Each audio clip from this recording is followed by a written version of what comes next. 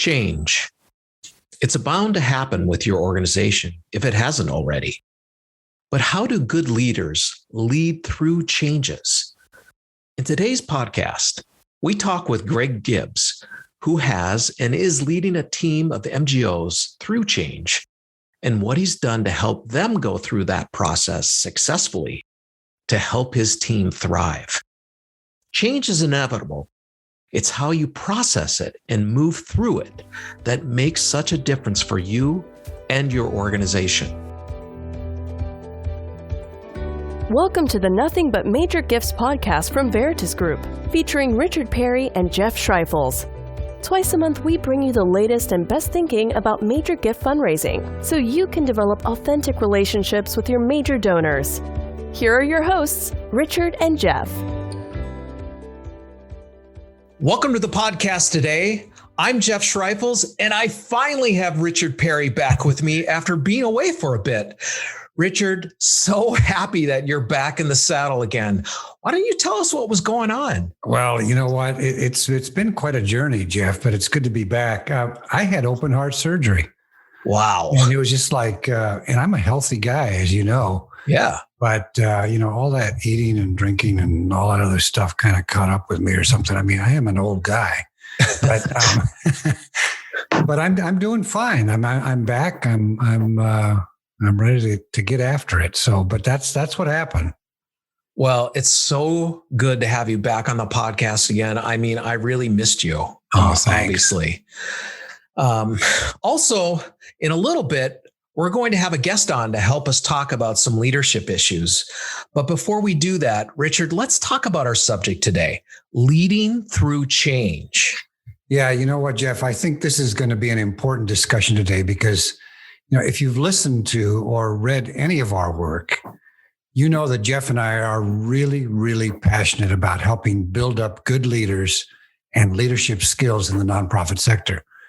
And that in order for mid and major and plan giving programs to be successful, you really have to have a strong leadership, leading the team and strong management along with it. Exactly. You're exactly right. And today, we specifically want to talk about how to lead through change at your organization. I mean, every organization, no matter what, will go through those periods of change. Sometimes they can be small changes like a new email system, or a big change like a new CEO or executive director comes in.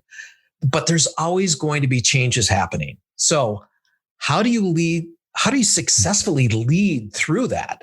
Mm-hmm. And Richard, you've done a lot of work with nonprofit leaders around change management. So I first want to ask you, where do you think nonprofit leadership fails or comes up short around this idea around change? Well, I think mostly it's because either a leader has been brought up in an old style of management and leadership, that really top-down, heavy-handed, my way or the highway type of approach. Yeah. I mean, it's either that or honestly, they just don't know how to lead because of the lack of experience or lack of knowledge on what it takes to actually lead people. Yeah. Now, here's the thing. We all know nonprofits are not democratic, actually, and nor should they be at the core as it relates to principles and values and vision and direction. I mean, no business really is. I mean, you can't have everybody voting on everything. No, I know. Right. A total disaster.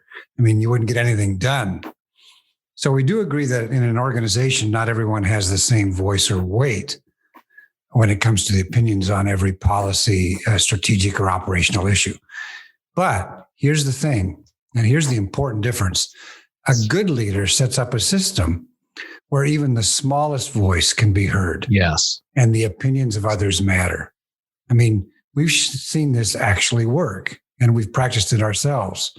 Yeah. And, if there's some disagreements, there's an adult and reasonable explanation for the differences of opinion.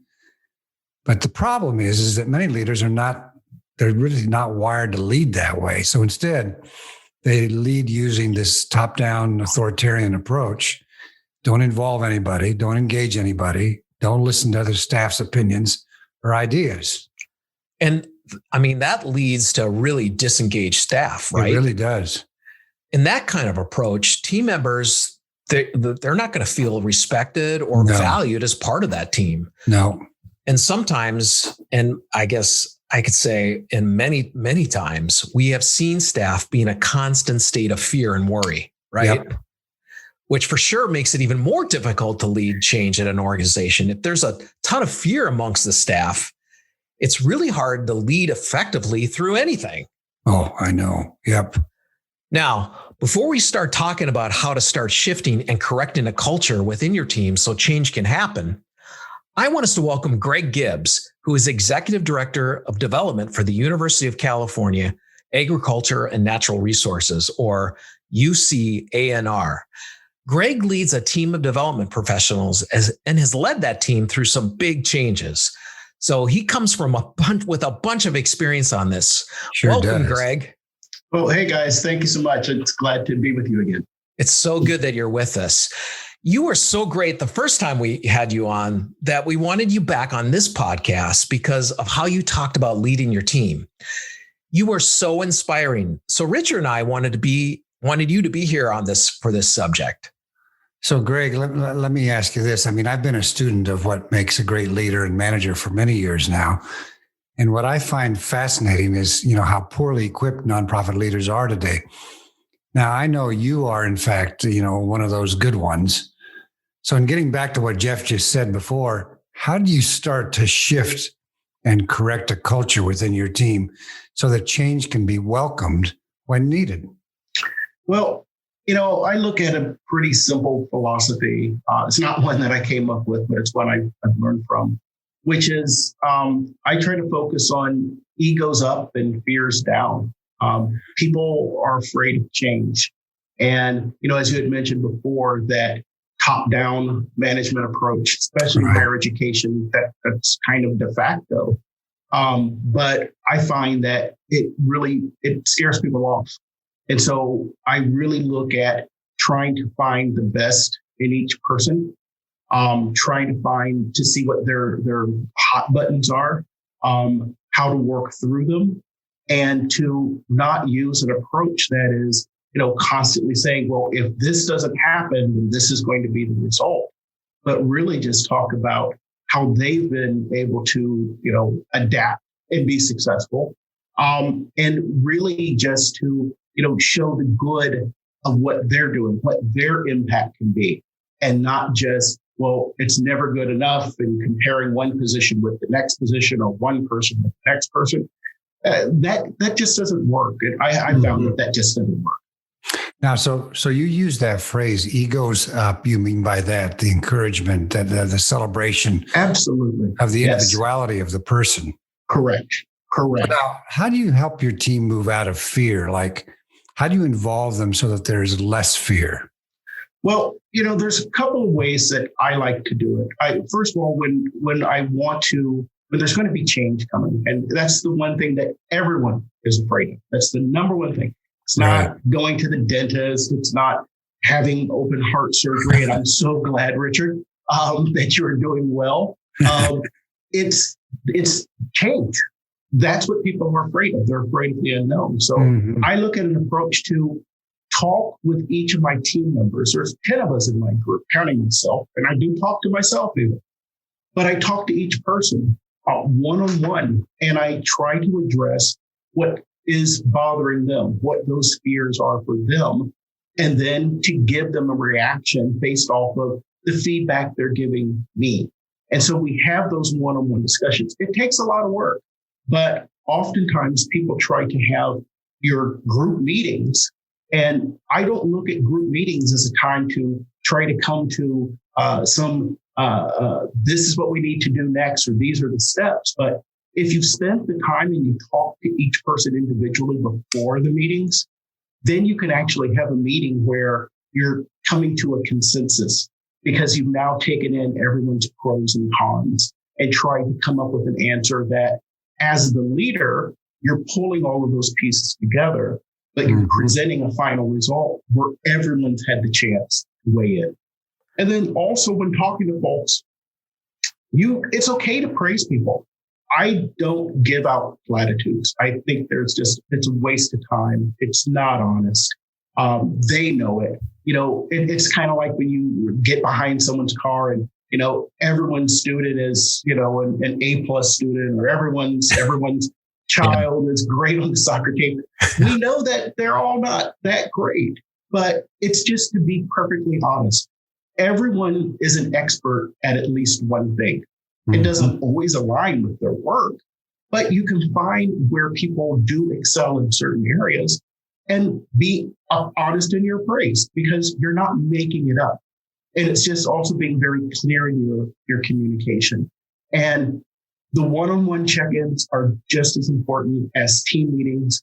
It's not that you're going around someone who might be supervising and you're talking to one of their direct reports. As a leader, you should be able to talk to anyone on your team at any time, but you just keep the communication open, and people react well to that. Yeah. Greg, something you said that was really good was before you have a big staff meeting, like I can just imagine you've got this big thing that you're going to present to the staff, and it's going to be a big change. Before doing that, having those one-on-ones with staff. Actually, Richard, you have always been really good at that. Back in our agency days, whenever there was some big thing that was going to happen that affected a lot of people, you always went to people one-on-one before the big meeting to make sure that they were going to be okay. And then when the big meeting happened, it wasn't as big of a thing, and people were already thinking ahead and realizing how they could make that into a positive thing rather than it being a scary thing. So Greg, right. You're always having the meeting before the meeting, isn't it? Yeah, absolutely. Yeah. Absolutely. So I think that's a huge thing there. Well, Greg, this is really good stuff. And now you've actually gone through a lot of different changes while you were at UC Davis and now at UCANR. How did you approach leading your team through those changes with your major gift program? Yeah. So, while I was at UC Davis, I was there for 11 years. Phenomenal fundraising program. Yeah. And they're a machine at what they do. Well, when I moved over to UCANR, we're the cooperative extension. So we are that public face to the community to take our research from the University of California and make it applied research in the field, working in agriculture, working with farmers, et cetera. So our fundraising team, we can't rely on alumni, because at ANR, we don't grant a degree like UC Davis or UC Berkeley does. Yeah. So we have to be able to talk to our donors because they're giving because they're passionate. They're not giving because we have a great football team like Cal, or they're not giving because we've got a great medical center like UCSF. And we do. We have a great medical center. But they're giving because they believe in our mission of research and extension. And so when I first heard about, I knew what I had learned at UC Davis, but I knew I had to change that and pivot while working at UCANR, because again, our donors are different. And that goes with any organization. It's not just if you work at one nonprofit and then you switch to another, your donors don't necessarily follow you. You're going to have to build relationships with new donors. Right. So when I took the Major Gifts Academy several months ago, I was fascinated. These are things that I was taught when I first started back in 2006, but we forgot about them. We kind of got back into just, how many face-to-faces, how many proposals, et cetera. And we weren't getting to the reason of why donors are giving. So when I was telling my major gift team that, hey, guys, we got to do this. And, let me tell you what I learned about, donor value attrition, and let's talk about caseloads. And they looked at me like I had three heads. Because I was speaking a different language. We use the term portfolio. We don't say caseload. And so just learning that vernacular. And so what I did, I spent the money and I got my 3 MGOs enrolled, and they all recently graduated from the program. And so that was the first step into teaching them what I learned, so that we're all speaking the same language. And then I actually took the reading materials, because I was able to save them, and shared them with not only the development side, but the advancement team, the gift processing team, folks working on stewardship and annual giving. so that they could read and understand what we were doing. And as a result of that, we're now starting to see where folks are understanding. We just closed our fiscal year on July 30th. We were up 8%. We're really happy, especially based off of this past year. Yeah. We're really happy with that. And we're actually starting to see our donors who've been in our database for many years, their numbers are starting to increase in the giving because my MGOs are actually reaching out and asking them why they're doing it. And this has been in a very short time frame that we're starting to see this. So now we've got to try to see what works for us.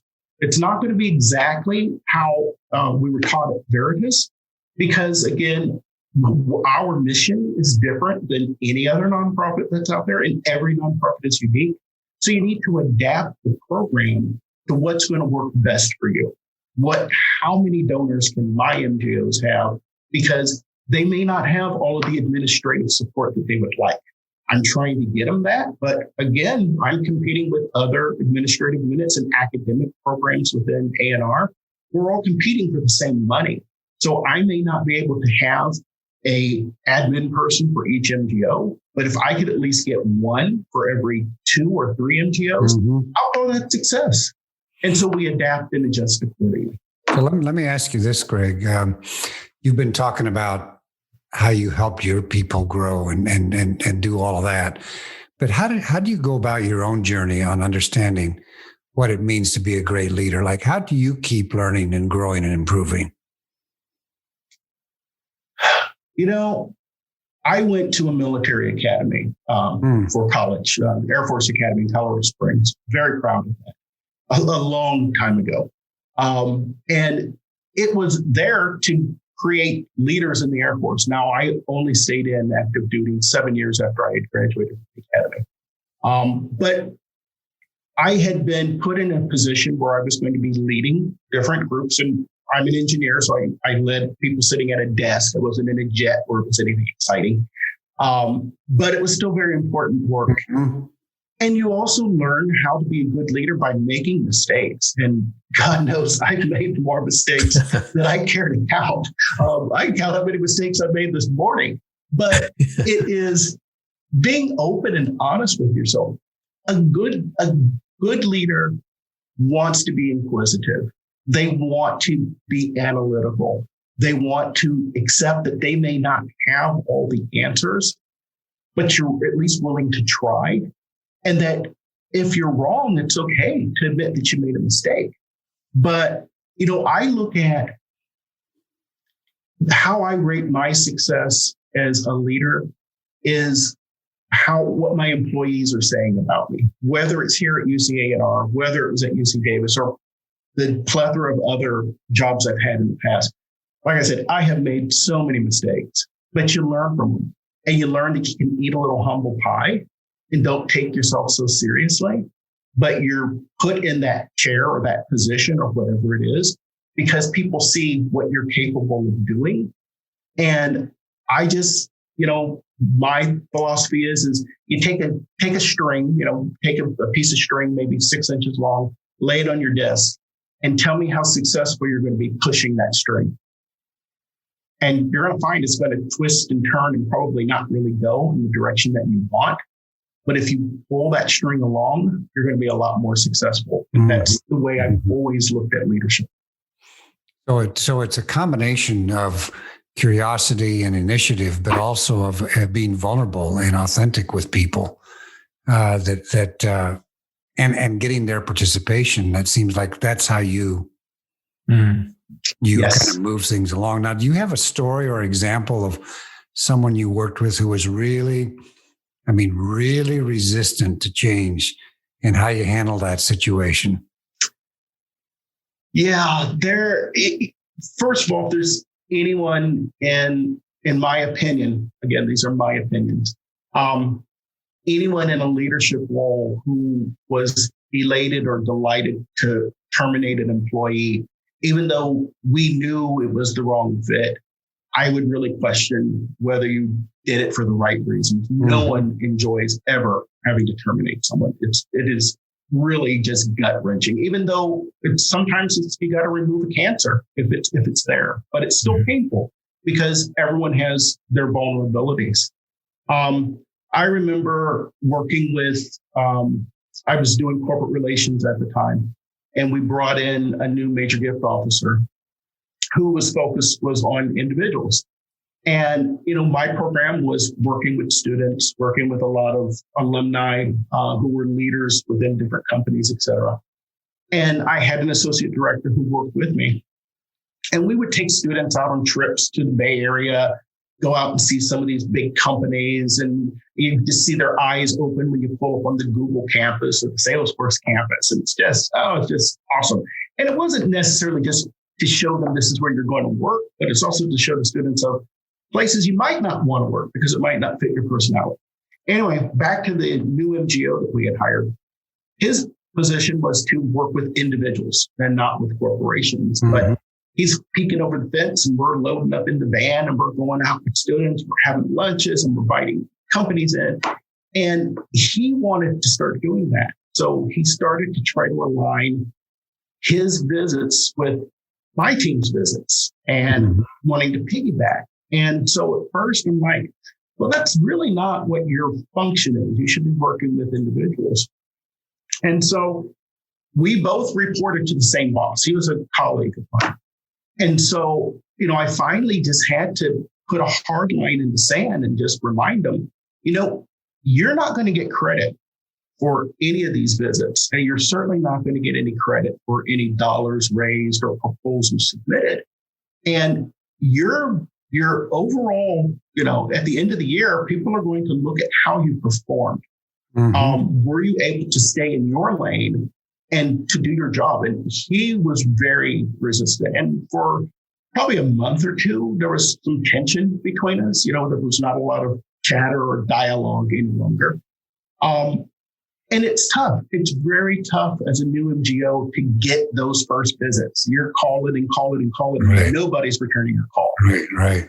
And then after a while, he got into his groove and started getting visits with individuals and started going out on his own.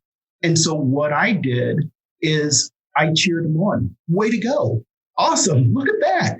Congratulations. We had a bell in the office. This kind of dates me back in my old sales day. He'd ring the bell when there was a sale. Mm-hmm. I would ring the bell when he got a visit.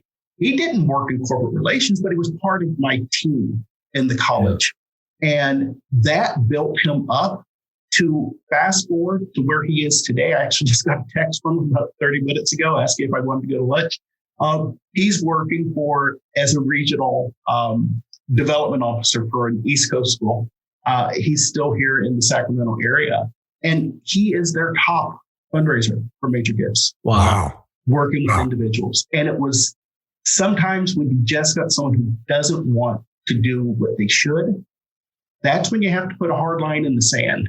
But once they start having success on their side of the net, you cheer them on. Yeah. You don't say, well, I told you so, but you encourage them. Yep. And that's how you can turn someone around. So, Greg, now this is not specific to leading, towards change necessarily, but I really do love how you talk about people in your care. Could you offer us some tips from your experience on what you do to bring the best out of people? Like I said, everyone is an expert at least one thing. Mm-hmm. Hopefully, it aligns with the work that they do. Sometimes it doesn't.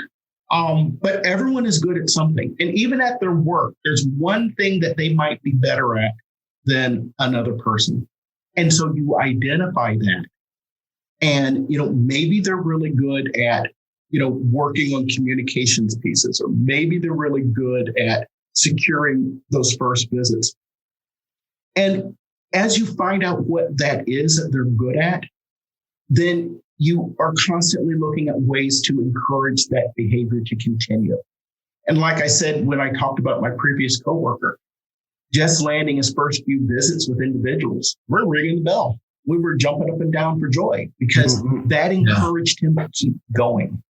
And so it's not just the stick model. I don't really believe in that. I was trained in that when I went to college. It was definitely the stick and not the carrot. But you want to encourage people to do better. It's okay to be vulnerable with your team and to be transparent with them, to tell them what's going on. You don't have to get into, you hear the term sausage making. Everyone knows their sausage making. And sometimes we know that sausage tastes pretty lousy. You don't have to get into all of those details, but you want to be as honest with them as possible and not trying to hide, not trying to sugarcoat. But we want to look at how we can celebrate each person and their uniqueness and what they bring. And if you can really look for that in people, then you're not lying. I'm the worst poker player in the world. So anyone who's listening and you see me at the poker table, I'm probably going to lose because I do not hide my emotions. You can't fake sincerity. Avoid platitudes at all costs. And when you're not lying, when you're being honest, people know that you're telling them the truth. Yeah, you're not just spitballing it and making up crap. Right. And that, I believe, is what truly earns respect from the people that are under your leadership. That's awesome. Greg, thanks for sharing your leadership wisdom with us today. It was awesome. And I mean, Richard, I think we inspired a lot of folks here today. I agree. Yep. Hey, before we go, I have a free resource for you. We have a white paper called Building a Culture of Philanthropy. You can go to veritasgroup.com and under the resources tab, you'll see it right there. It will help you start addressing how you can create a culture across your entire organization that understands and values the role of donors and your staff. Go to veritasgroup.com. And thank you for joining us. Thank you again, Greg, for being with us. And you're very welcome. We'll see you next time. Thank you. Thank you. Thank you for joining us for the Nothing But Major Gifts podcast from Veritas Group. Richard and Jeff also write an ongoing blog that you can subscribe to for free at veritasgroup.com. Please join us again next time.